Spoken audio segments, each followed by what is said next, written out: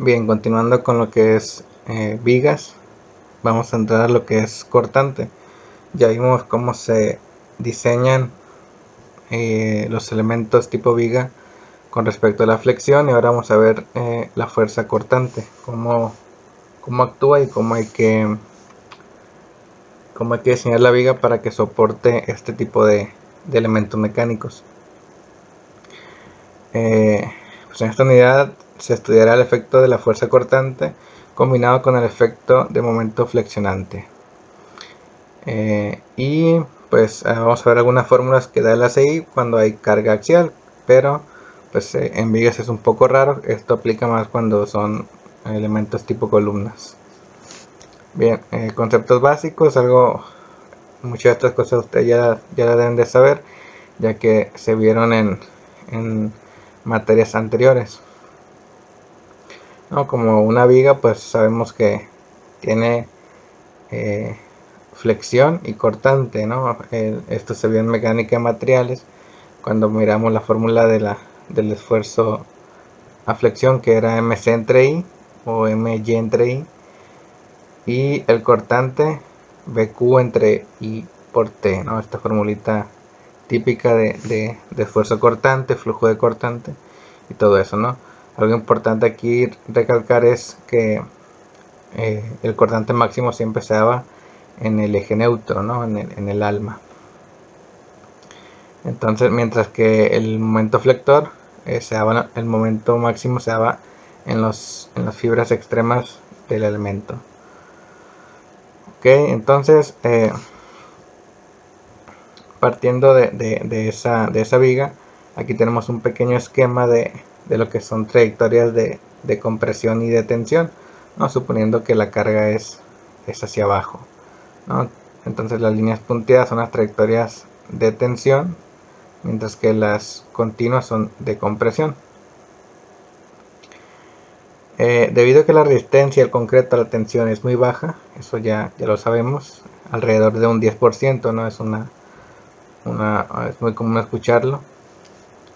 Una falla se presentará en direcciones perpendiculares a las trayectorias de esfuerzo de tensión.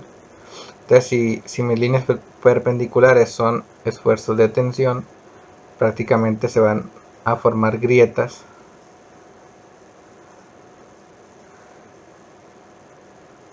más o menos aquí, ¿no? Perpendiculares a las trayectorias de tensión, más o menos ahí a 90 grados, ¿no? Claro que pues esto, mientras nos vamos acercando al centro, pues van a ir siendo casi verticales, ¿no? Por aquí verticales y luego otra vez perpendiculares a las trayectorias, ¿no?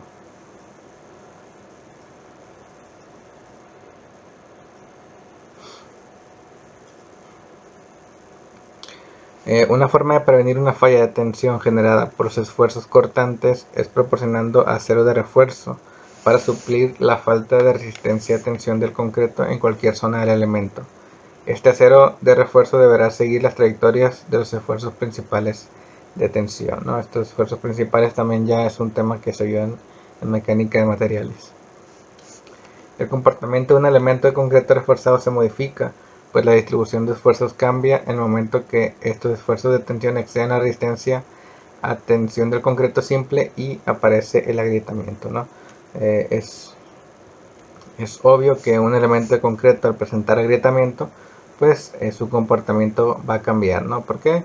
Porque, por ejemplo, lo que más cambia, vaya, al momento de agrietarse es la sección. Entonces la inercia de una sección sin fisurar o sin agrietar es la sección o el momento de inercia completo, pero en el momento que aparecen grietas, pues ese momento de inercia se reduce, ¿no? Un momento de inercia efectivo. Entonces el agrietamiento pues modifica el comportamiento de una estructura de concreto. El comportamiento de un elemento de concreto reforzado, bueno, ya lo leímos.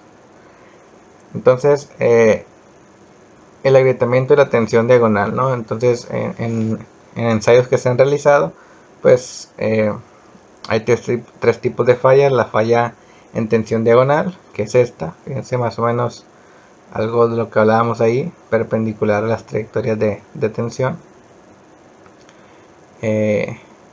Una grieta inclinada que se forma de manera súbita, ¿no? Estos especímenes son sin refuerzo, ¿no? O sea, sin refuerzo transversal. Tienen longitudinal, o sea, a flexión sí, pero para refuerzo en el alma no hay nada, ¿no? O sea, son sin refuerzo en el alma. Entonces aparecen estas grietas, ¿no? Entonces se le conoce como falla por tensión diagonal, falla en compresión por cortante, ¿no? Esta es una grieta también donde el concreto en la parte superior de la grieta se aplasta, ¿no? Cede. Y falla en adherencia por cortante, es muy similar, una grieta inclinada que aparece de forma gradual a como se va incrementando lo que es la carga, ¿no? Entonces, bueno, claro, bajo cargas cíclicas, ¿no? Entonces, en la primera etapa, en un inicio, ante cargas bajas se presenta un agrietamiento inicial generándose ligeras grietas de flexión, ¿no? Entonces, al aumentar la carga, se presentan esfuerzos principales que exceden la resistencia a tensión del concreto y se presentan grietas inclinadas, las cuales se presentan en lugares donde no existía alguna grieta de flexión, o bien son continuación de la deflexión, pero cambian de inclinación, ¿no? Entonces las grietas por cortante pueden aparecer donde no había, o donde había una grieta por flexión pero cambiaría la dirección, ¿no? Por ejemplo, si esta es una grieta por flexión, pues aquí aparecería una grieta, ¿no? en esa dirección, ¿no? en otro sentido. Aquí más o menos se ve, vaya, un ejemplo claro, ¿no? La inferior es una grieta por flexión y aparece al momento de excederse la resistencia a tensión del concreto, pues aparecen grietas en el alma, pero en una dirección que no es igual a la de flexión, ¿no? O sea, en otro sentido. Y la tercera etapa, o sea, la carga es lo suficientemente alta para que se presenten grietas inclinadas súbitamente y causen el colapso del elemento, ¿no? En este caso, la carga de agrietamiento es la resistencia a tensión del concreto. Entonces es cuando aparecen estas grietas muy grandes que causan el colapso de la estructura. Y pues aquí nos explica un poquito de cómo es, ¿no? La falla por tensión diagonal, la falla por compresión por cortante y la falla en adherencia por cortante, ¿no? Una pequeña explicación rápida, ¿no? Entonces, a fin de cuentas, estos tres tipos de fallas son de carácter frágiles, por lo que no es recomendable que el elemento alcance su resistencia debido a uno de estos tipos de falla antes de que se presente la falencia del acero longitudinal. Entonces, prácticamente lo que nos dice aquí es que es más recomendable que el elemento falle por flexión que por cortante. Bien, identificación del refuerzo necesario para soportar fuerzas cortantes superiores a las del agrietamiento por tensión diagonal. Entonces, lo que se coloca es un refuerzo en el alma, ya que en el alma es, como ya hemos visto, pues donde se presenta el cortante máximo y también donde se presentan grietas, ¿no? por tensión. Entonces a este refuerzo se le conoce como refuerzo transversal o estribos, ¿no? Que a lo mejor ya los hayan escuchado alguna vez. Pues hay diferentes tipos de estribos, ¿no? Estribos cerrados con 2 ramas, estribos cerrados a 4 ramas, estribos en U y estribos con extremos doblados a 135 grados, ¿no? Con ganchos. Estos así en U no son recomendables en zonas sísmicas altas, ¿no? Generalmente se recomienda siempre el gancho, bueno, este ganchito se conoce como gancho sísmico. Y pues el estribo igual se puede en este caso duplicar, ¿no? Para que haya más ramas, cuando hay mucho cortante y una sola rama no es suficiente y no queremos aumentar el diámetro de la varilla, podemos poner doble rama, ¿no? Claro que mientras más ramas verticales, pues más resistencia al cortante tendremos. Ahí luego veremos cómo aumentar la resistencia, ¿no? Si el cortante actuante es mayor que el resistente, pues podemos poner más ramas o aumentar el diámetro de la varilla. Observaciones. Se ha observado en pruebas de laboratorio que cualquiera que sea el tipo de refuerzo transversal que se utilice, no ayuda a resistir apreciablemente los esfuerzos inclinados de tensión hasta que se forman las primeras grietas inclinadas en el alma del elemento. Entonces, si nosotros ponemos estribos a una viga, pero si la carga es muy baja, pues se va a comportar igual que una que no tenga estribos, ¿no? El estribo va a empezar a trabajar cuando el cortante sea alto y empiece a excederse la resistencia a tensión del concreto, ¿no? Después de la aparición de las grietas inclinadas, el refuerzo transversal se deforma gradualmente al incrementarse la carga hasta que alcanza su esfuerzo de fluencia, ¿no? Pues esto es muy parecido al refuerzo longitudinal, ¿no? O sea que la idea es que el elemento fluya para que sea una falla dúctil. Si el elemento tiene poco refuerzo transversal en el alma, la falla puede producirse por fractura de una o varias de las barras del refuerzo transversal, ¿no? Entonces, si el refuerzo es muy poco, la falla podría ser muy súbita, ¿no? O sea, la carga la tomarían esas pocas barras y sería tan rápido que no tendrían capacidad de deformarse, ¿no? Entonces tronarían como si fuera una falla frágil. Entonces no es recomendable.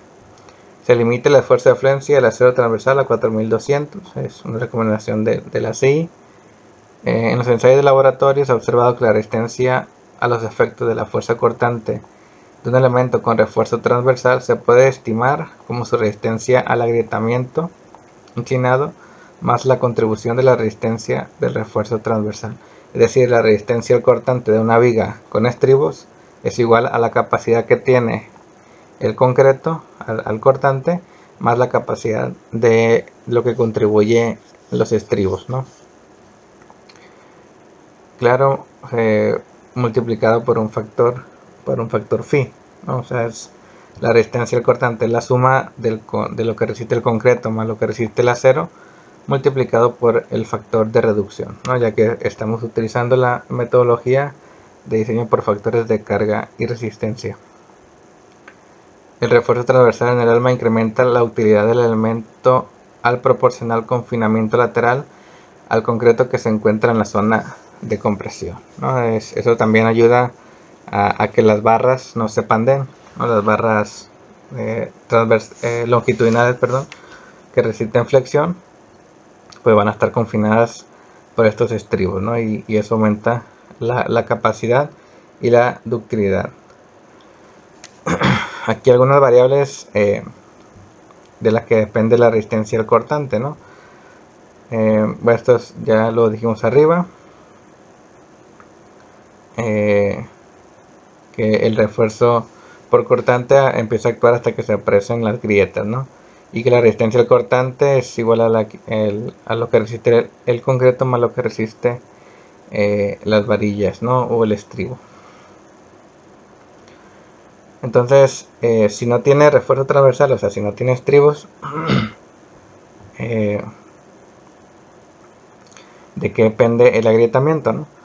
Las grietas inclinadas aparecen cuando se excede la resistencia a tensión. Se ha encontrado en pruebas de laboratorio que para concretos normales la resistencia a tensión es aproximadamente proporcional a la raíz cuadrada de su resistencia a la compresión, por lo que se usa correlacionada a la carga que produce el agrietamiento inclinado con la raíz cuadrada de la resistencia a compresión del concreto, ¿no? Entonces, la carga de agrietamiento pues es aproximadamente la raíz cuadrada de la resistencia a compresión del concreto. Bien, otros factores que influyen ahí, ¿no? El porcentaje de acero de refuerzo. A menor porcentaje de acero de refuerzo longitudinal, mayor agrietamiento, ¿no? Igual tiene sentido que mientras menos concreto haya, pues el agrietamiento pues va a ser mayor, ¿no? Esto debido a que, por ejemplo, también el concreto pues tiende a agrietarse, ¿no? Es uno de sus procesos ahí, por lo que generalmente la mayoría de los elementos el ACI especifica un acero mínimo, ¿no? Un acero mínimo o acero por contracción y temperatura, que es un acero que se coloca para evitar agrietamiento, ¿no? Entonces, pues obviamente mientras más separado esté el acero, pues mayor agrietamiento existirá.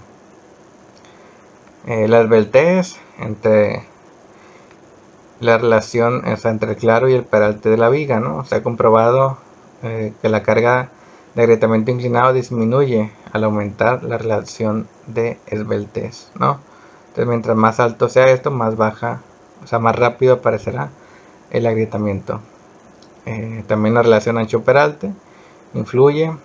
El tamaño, mientras más masivo sea el elemento, pues mayor agrietamiento. Y pues si hay carga axial, la carga axial es benéfica siempre y cuando sea de compresión, pero si es de tensión, pues no ayuda, ¿no? El cortante incluso se ha considerado que sería cero, ¿no? Si hay una carga axial actuante en el elemento. Bien, elementos con acero de refuerzo, o sea, estos aquí tratamos ya cuando hay estribos en la viga. Si el porcentaje de refuerzo transversal es muy bajo, se presenta una grieta inclinada y la falla súbita por tensión diagonal. Esta es una falla frágil, la cual no es recomendable, es decir, o sea, muy poco estribo no es recomendable. Cuando el porcentaje de refuerzo transversal es el usual, se presenta la grieta inclinada. El elemento puede soportar carga adicional y el acero de refuerzo longitudinal alcanza la fluencia. Aquí se presenta una falla por esfuerzos combinados, esfuerzos normales por flexión y esfuerzos tangenciales por cortante. Esta es una falla dúctil y es la más recomendada, ¿no? O sea, un estribado o unos aceros de transversal usual, ¿no? O sea, ni mucho ni poco. Y cuando el porcentaje de refuerzo transversal es muy alto, se produce una falla por esfuerzos combinados en la zona de compresión, pero sin que se produzca la fluencia del acero transversal. Esta falla es poco menos dúctil que la anterior. Entonces es algo parecido a lo que vimos en flexión, ¿no? De la falla subreforzada, sobre reforzada y la falla balanceada. Entonces la que más nos conviene es que el acero transversal sea tal que permita que el refuerzo longitudinal alcance la fluencia, ¿no? Si este alcanza la fluencia, pues se va a empezar a deformar y nos va a avisar que el elemento está fallando. Bien, ¿cómo se calcula la resistencia nominal al cortante? Pues el diseño de refuerzo por cortante se basa en la hipótesis de que la fuerza cortante producida por las cargas factorizadas BU no debe exceder la resistencia al cortante, o sea, la resistente debe ser mayor a la actuante. Donde el Φ resistente pues es igual al Φ por B nominal. En cortante el Φ es constante, es 0.75, no es variable. Ya ven que en flexión variaba desde 0.65 a 0.9, dependiendo de la deformación del acero en tensión. Aquí no, aquí es 0.75, ¿no? Entonces el B nominal pues es lo que aporta el concreto más lo que aporta el acero. B con la resistencia nominal al cortante del concreto y B es la resistencia al cortante del acero transversal o de los estribos. Bien, entonces ¿qué dice la CI de esto, no? ¿Qué fórmula nos da? Bien, la resistencia cortante de un elemento sujeto a flexión y cortante, que es el caso más típico de una viga, es esta formulita, ¿no? B con es igual a 0.53. A esta deben aprendérsela de memoria. Igual viene aquí, les dejo el número de ecuación o en la sección que viene en el ACI, ¿no? En este caso la 22.5.5.1. Si ustedes la buscan en el reglamento no va a aparecer así, ya que ahí viene en megapascales.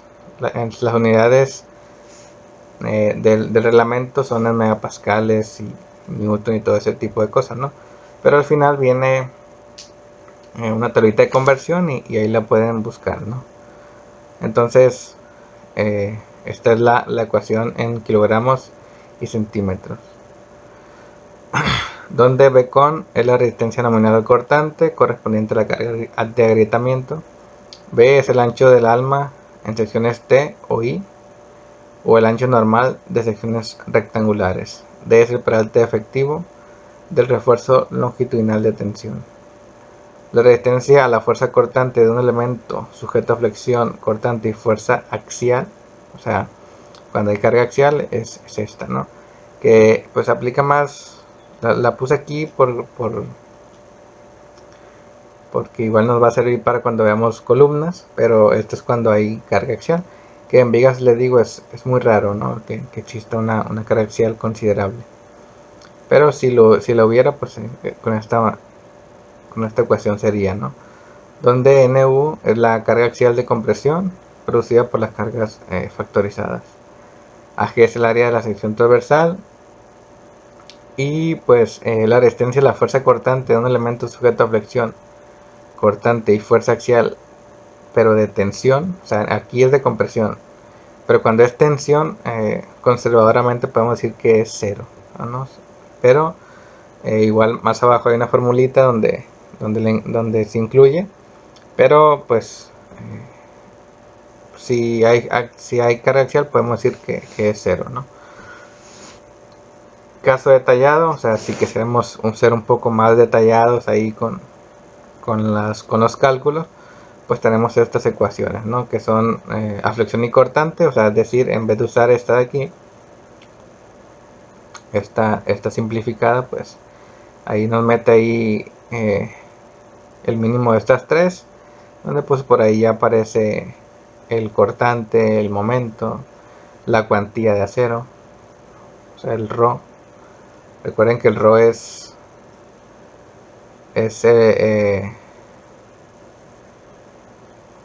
el área de acero entre el área de la sección transversal, ¿no? Entonces aquí empiezan a aparecer cositas adicionales, ¿no? Que es la cuantía de acero, el cortante último, el momento último. Entonces son un poco más detalladas estas ecuaciones, pero sí que, o sea, no tenemos ningún problema en usar esta, ¿no? De hecho, generalmente esta es la que se usa en los cálculos. Bien, aquí nos dice pues que B con si quisiéramos usar el caso detallado, pues sería el mínimo de los 3. Y este término debe ser menor que 1. O sea, que si nos da mayor que 1, hay que tomar 1. Y si quisiéramos cuando hay fuerza axial de compresión más detallado, pues sería esto, ¿no? O sea, pero esto aplicaría más para columnas, ¿no? Entonces son las ecuaciones que tenemos. Y aquí tenemos el de la carga axial. Bueno, el de la carga axial es el de arriba, ¿no? Es este. Bueno, no, es parecido. Aquí tiene otro factor. Pero les decía que generalmente se toma como 0. Pero si quisiéramos ser un poco más detallados, y no quizá, si quisiéramos ver lo mínimo que aporta, ¿no? Dijeran, no, pues ojalá me aportara una tonelada, ojalá, pues en vez de 0, pues lo pueden hacer, ¿no? Y lo calculan y aquí les da la tensión. Obviamente si esta ecuación le da negativa, pues es 0, ¿no? O sea, si le da menos 5, significa que pues esto es 0. Y aquí nos dice que NU es la carga de compresión y es positivo cuando sea de compresión. Si es de tensión sería negativo.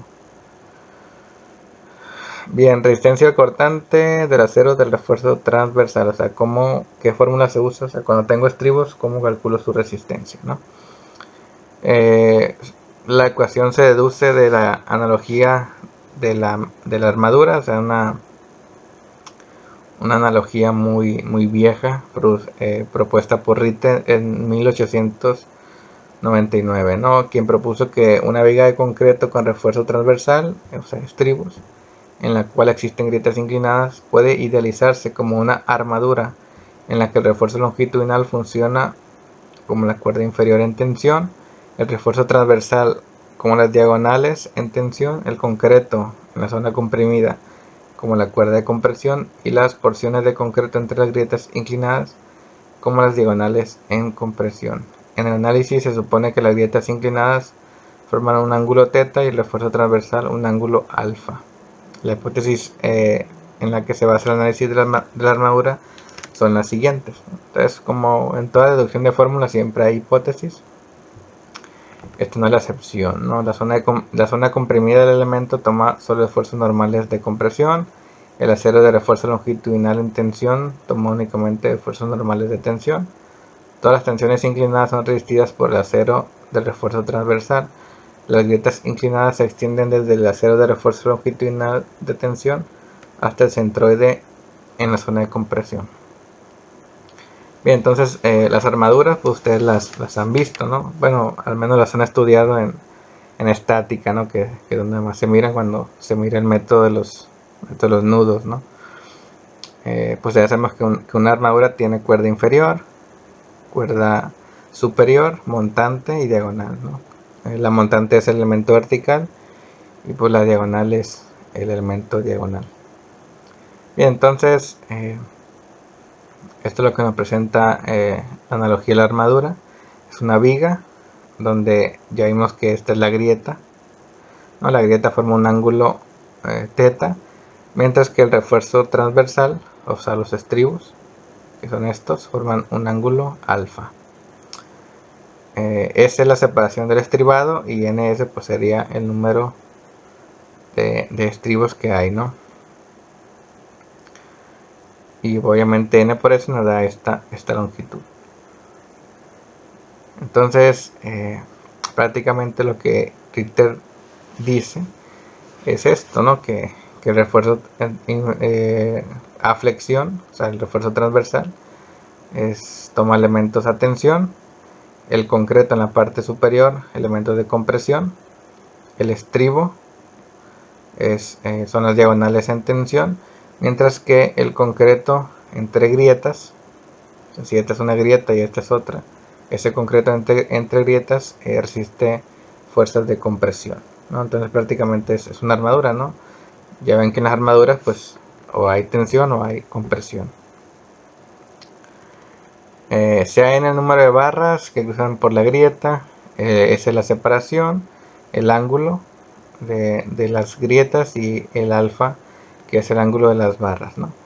Desde la figura podemos, de acá, podemos saber que ns, o sea, esta longitud, esta de aquí, que es la que estamos calculando ahí, es igual a d por cotangente de θ más cotangente de alfa entre, perdón, es arriba, ns es igual a d por cotangente de θ más cotangente de alfa, ¿no? Eso se deduce aquí, ¿no? Imagínense que tenemos dos triángulos rectángulos, ¿no? Con un ángulo de 90 grados aquí, y lo que queremos saber es esta parte, ¿no? Que es cateto adyacente. Entonces con la tangente podemos deducirlo, ¿no? Tangente del ángulo es igual a la d entre esta parte de aquí, ¿no? Que es ns1, vaya, y acá es lo mismo, ¿no?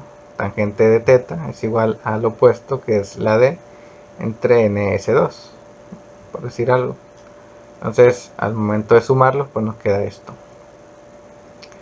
Bueno, obviamente de entre la tangente, ¿no? Pero o sea, para ponerlo hacia arriba es cotangente.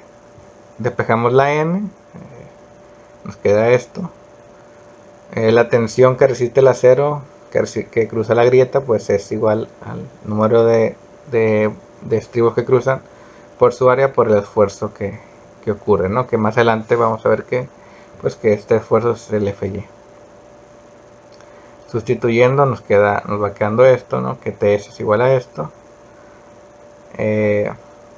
La componente vertical de Ts se encarga de soportar la fuerza cortante, ¿no? Entonces BS es igual a esta ecuación de aquí. Esto es BS, ¿no? Entonces esto es debido a que si la fuerza, si esta es el estribo, ¿no? Y este S, pues obviamente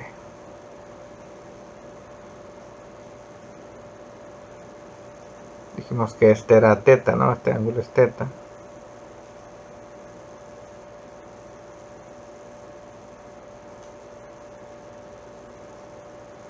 Más o menos, ¿no? Esto es TS. Y pues la fuerza vertical es BS, lo que resiste, la fuerza que resiste el estribo, ¿no? Entonces de ahí despejamos BS y nos queda eso de ahí. Bien, sustituimos, vamos a sustituir B10 en 11, o sea, esto aquí, o sea, TS lo traemos para acá y nos queda esto de aquí, ¿no? Multiplicamos, nos queda esto, y asumiendo que las grietas se forman a 45 grados, pues nos va quedando esto de aquí, ¿no? Suponiendo que el acero fluye, pues el FS se hace FY, y generalmente pues lo más típico, ¿no? Es que los estribos los ponemos a 90 grados, ¿no? Es muy típico ver una viga con el estribado a 90 grados. O sea, no sé si alguna vez ustedes han visto uno, pero pues el estribado es, vamos a poner que el acero inferior, superior y los estribos, ¿no? Lo ponen así, ¿no? Así los arman en campo.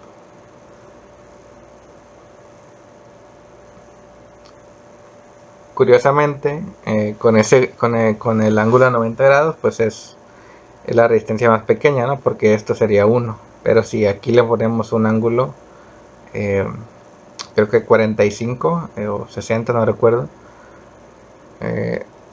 Esto se hace, creo que 1,43 es lo más alto que puede tomar, ¿no? O sea, aumentaríamos un 43%, pero si lo pusiéramos con una inclinación, ¿no?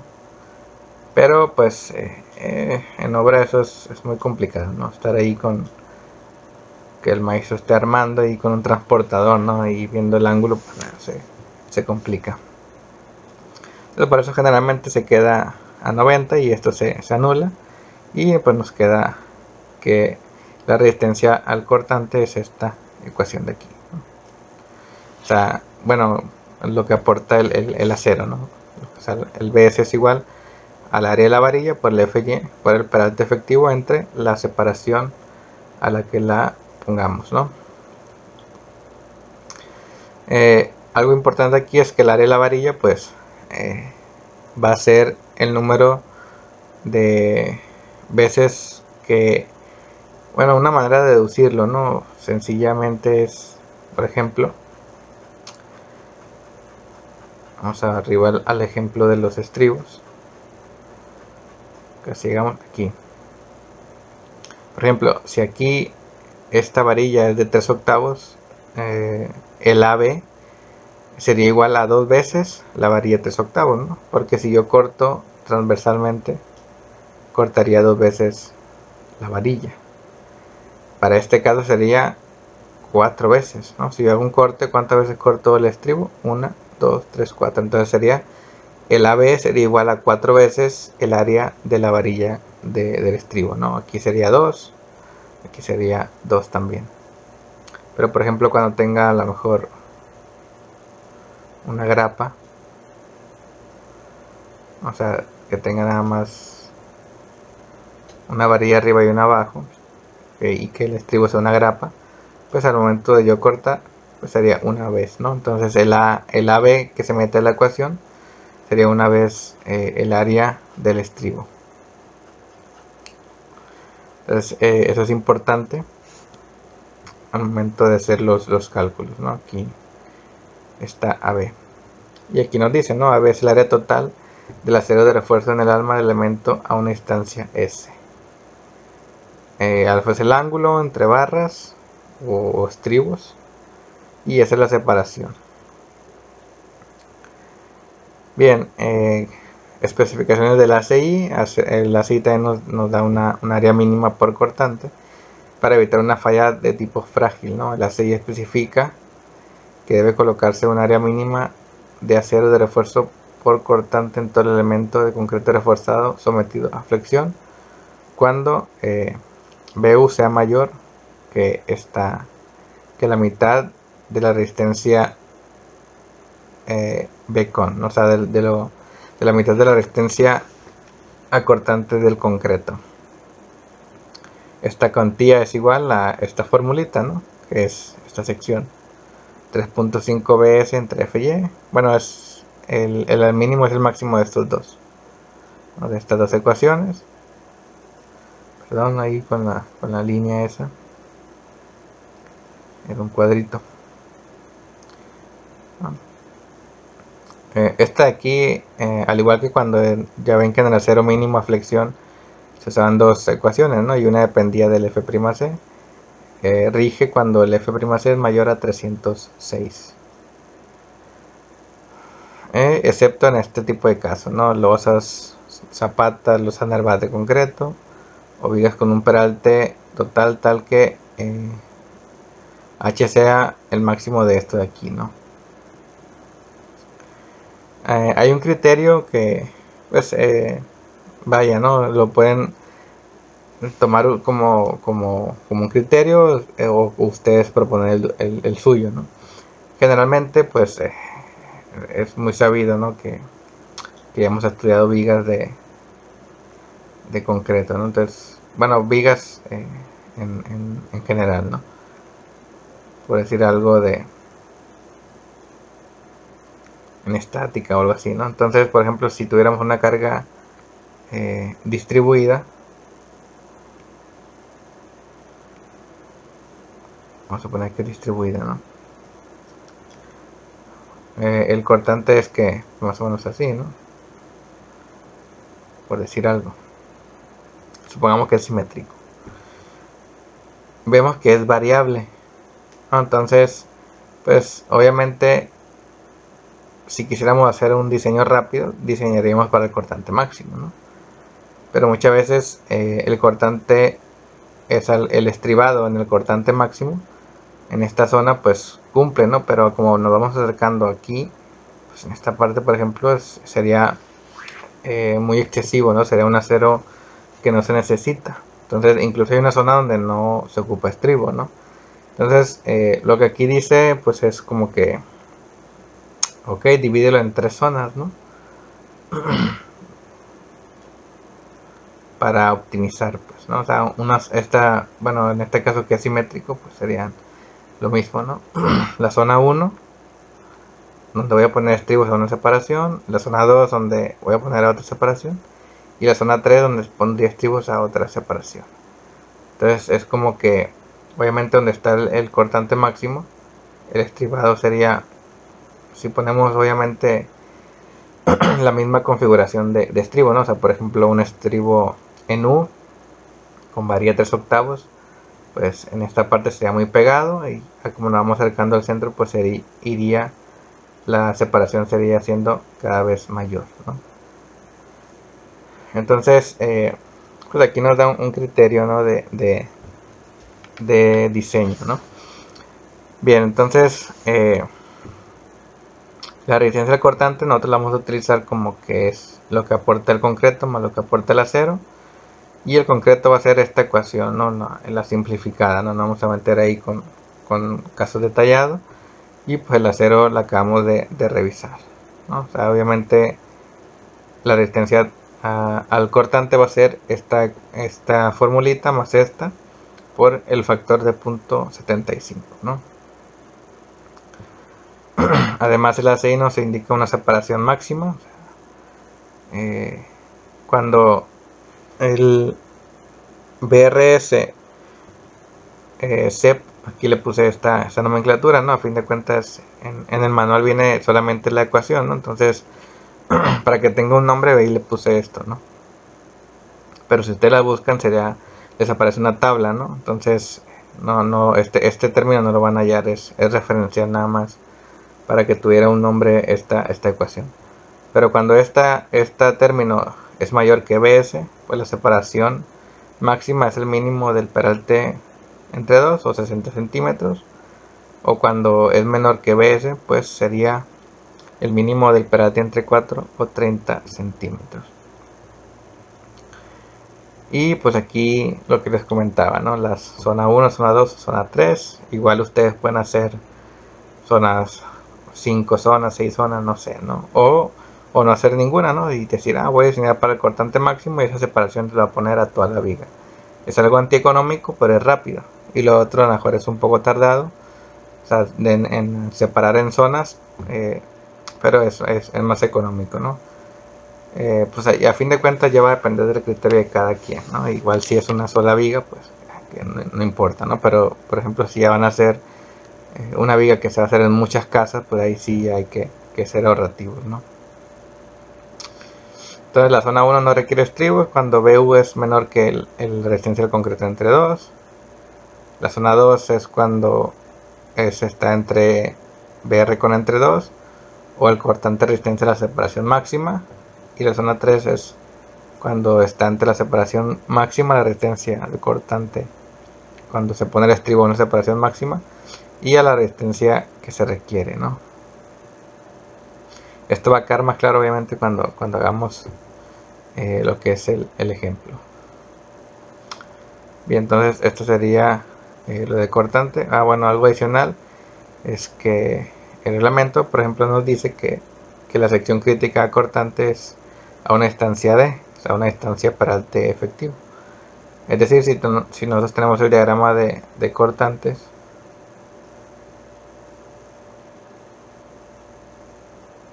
¿no? que sabemos de estática, pues el cortante máximo no va a ser este, ¿no? Sino lo podemos tomar a una distancia D.